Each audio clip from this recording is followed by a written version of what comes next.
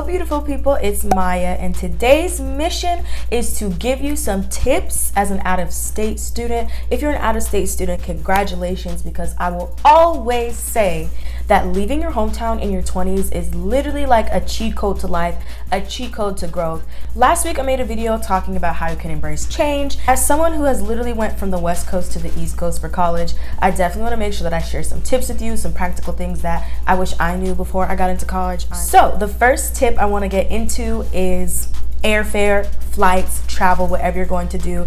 I personally went from Arizona all the way to Maryland, so honey, I was not going to do a 24-hour drive. I definitely take flights. Sometimes it's a direct flight.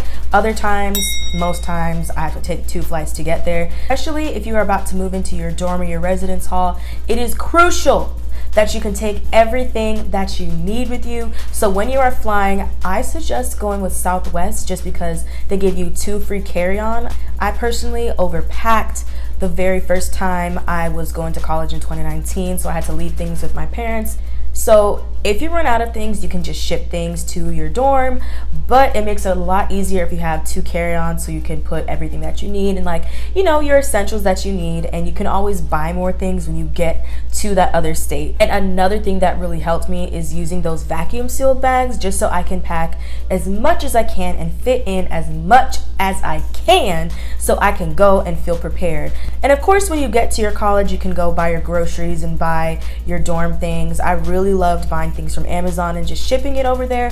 It made it a whole lot easier, especially if you're going to be traveling back and forth for school. You want to make sure that you make an account with whichever airline that you choose so you can get those mileage points, because, you know, for me, I'm basically traveling almost 2,000 miles, so those miles add up, okay? And then we can use that for a vacation, and you're saving money as a college student, okay? This leads me into my next tip, which is try to go to a place where you have friends or family so you can easily ship things. And also the main thing is, if there's holidays and you don't want to travel back to your hometown because it may be too expensive, or it doesn't make sense to travel so far for a small holiday that's only a couple days, like Thanksgiving or something, if you go to a place where you have friends or family, you can stay with them for that small amount of time. So for me personally, I have my cousins and my aunt and uncle that live very close to my school. So the times when I don't want to travel all the way back to Arizona from Maryland, I just stay with them for a couple days. Or if I need somewhere to stay before I travel back home, just a couple days because we have to leave the dorm,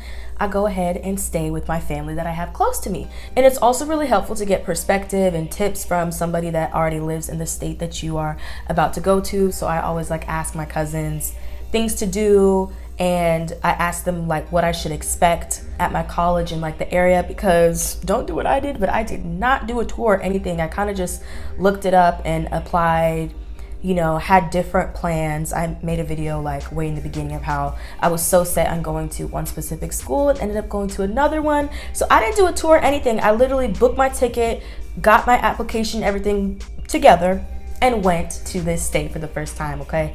I love being adventurous. I love it.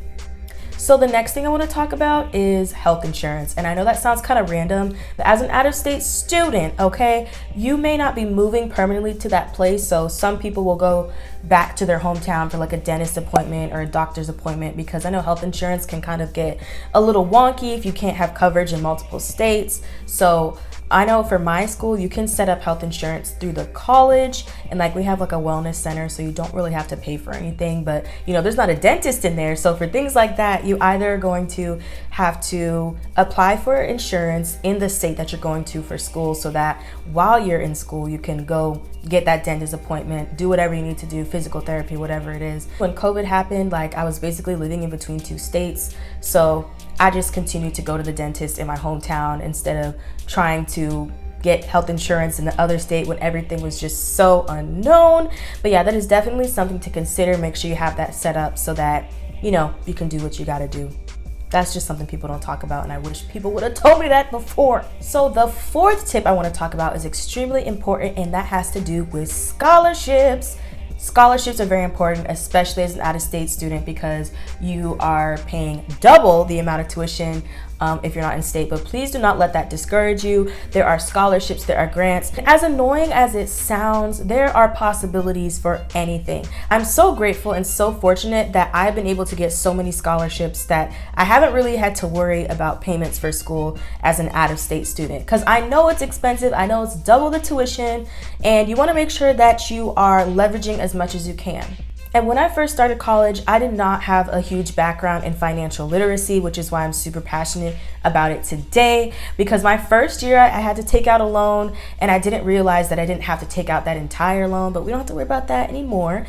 But, you know, it was pretty intimidating, pretty scary. So I took it upon myself to learn like how I can save money, how I can get scholarships, how I can get grants. And let me just tell you, make a scholarship plan. What I did is I made like a Google Sheets or Excel sheets, and I wrote down a bunch of scholarships that I found. I would put like the name, the due date, what required materials I need to have, when they would announce the scholarship winner, and then put like a check mark if I got the scholarship or not. So the very first year, I was pretty discouraged, and I'm like, I can't find scholarships. You know, everybody says that I can't find scholarships. There are no scholarships out there. Yes, there is. There's so much unclaimed money out there. So what you can do is you can look for scholarships that are local. You can look for scholarships that are federal, like through the government, like grants and different stuff like that, different programs, and then scholarships that are through your state. And also you can look for scholarships that are specific to your major, different things like that, specific to your race, your ethnicity, specific to your religion. There are literally scholarships for everything, and there are a lot of different websites. I've gotten a lot of scholarships through the College of Business at my school, so definitely go to your financial aid counselor or to your advisor and ask them what scholarship opportunities there are. Because another thing I've learned, keep applying for small scholarships, like $500 ones, $1,000 ones, because they add up. If you do like 5 $2,000 scholarships, that's $10,000 right there. But also, you know, go for those big scholarships that are like $10,000, because sometimes there will be multiple winners, like 6 people or more, or 2 or 3 people, you know, multiple people, and you can still have a chance at getting it. I don't want to hear any complaints. I used to be that person like, I never get the scholarships I applied for. I don't even apply for scholarships. What harm is there in trying? You know, what harm is there in just applying? And another trick that has really helped me with the whole scholarship thing is I will take questions. A lot of the questions are similar, and just kind of write a draft that's like 500 words or more. Write a little draft and kind of use it as a template. And then as I get each new scholarship, if it relates to whatever the question is, I'll just kind of reframe and rewrite it and cater it to that question, if that makes sense. So instead of writing a new essay for every single scholarship, you'll have a template right there. And another cool thing is a lot of scholarships require video essays, so you won't even have to write it. You can just speak it. And I love doing those because, you know, they get to see my face and they get to really feel my expressions and what I'm trying to convey in the scholarship. So definitely look into that.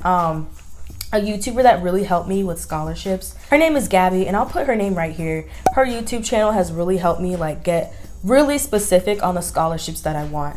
I think she got like over $2 million in scholarships or something like that, and she went to Princeton. Like, it is possible, people. There are scholarships, there are grants, the opportunities are everywhere. And then the 5th thing I want to share, which is a pretty obvious one, is to make time for your friends and family that are not in the same state as you. Please make sure that you call your family when you're homesick. I mean, obviously you're gonna do that, but I just wanted to share that because it's super important, because you can get super busy in the day-to-day, super busy in whatever state you're in. Like my best friends that I have in my hometown, I like to use Snapchat so they can see my face every day, because, you know, we're all busy, so sometimes having to FaceTime or having to call every day, that's not really a realistic thing. So that way, if we use Snapchat and we have like a streak or something and we talk to each other every day through there, just to like send quick pictures of our face, you know, just see what's going on with each other, it's really helpful. Texting, calling, FaceTime. I call my parents pretty much every day. I always text my sisters. It's very helpful, helps me stay connected, helps me stay grounded, and, you know, just get excited to talk to my family when I can't see them. So those were a couple tips for out-of-state students, and I hope you enjoyed this video. You are doing amazing, and I hope that you are learning so much about who you are and the different things that you can do, and meeting new people, making new connections in that new state that you're going to school to, okay? You're doing great. I hope you enjoyed this video. Bye.